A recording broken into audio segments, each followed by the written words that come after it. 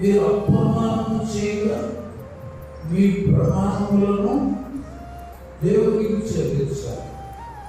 నువ్వు అవునంటే అవును, కాదంటే కాదని ఉండాలి.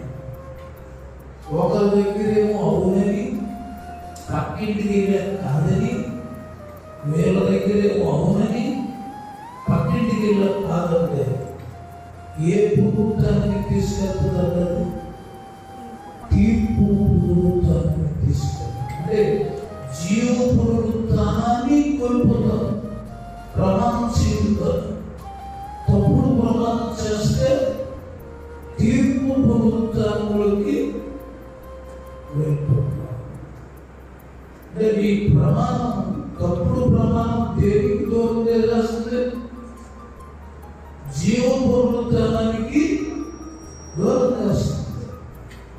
ఆకాశం తోడలోకి పెట్టిన, భూమి తోడలోకి పెట్టిన, పిల్లల తోడలోకి పెట్టిన తీర్పు వారు కాకూడనట్లు, అంటే జీవ పునరుత్థానం